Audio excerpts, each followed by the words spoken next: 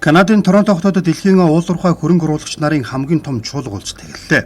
Жил бүрийн 3 дугаар сарын эхний 7 хоногт болдог уламжлалд огцсон Монгол улс 29 дахь жилдээ оролцож байна.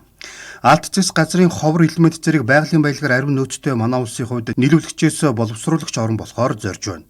Энэ чиглэлд бодлогоо зангидж хууль эрх зүйн орчныг шинжилж хөрөнгө оруулагч нарт таатай нөхцөлийг бүрдүүлэхээр ажиллаж байгааг уулуурхайн салбарыг төлөөлж байгаа аж үйлдвэр эд зэвлэгийн сайд илэрхийлжээ.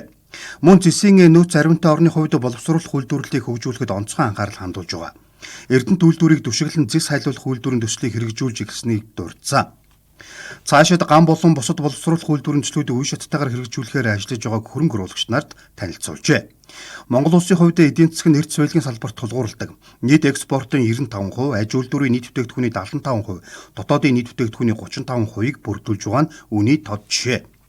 Гэсэн ч сүүлэнчлүүдэд энэ хамаарлыг бууруулахаар хөрөнгө оруулалтын орчныг доктортой ойлгомжтой, өрсөлдөх чадвартай, урьдчилан таамаглах боломжтой болгоход чиглэсэн бодлогын шинжилгээг эрчимтэй хэрэгжүүлж байгааг нэг нь ашигт малтмалын тухай хуульд нэмэлт өөрчлөлт оруулж байгаамаа. Хуулийн нэмэлт өөрчлөлтөөрөө татварын таатай орчныг бүрдүүлж олон улсын жишгт нийцүүлэх зорилт тавин ажиллаж байгааг нээлттэй үеэр салбарын сайд дурджээ. Мөн боловсруулах үйлдвэрийг дэмжих зорилгоор хүнд үйлдвэрийн тухай хуулийн төслийг боловсруулж байгаа юм. Манай улсын үед ПИТАК 2026 ээлжид олон улсын чуулганд жил бүр оролцохдоо Монголын төдий үзэсгэлэнг санаачилсан нь одоо дэлхийн уулуурхайн салбарын хөрөнгө оруулагч нарын анхаарлыг татах чухал гүр болж байгаамаа.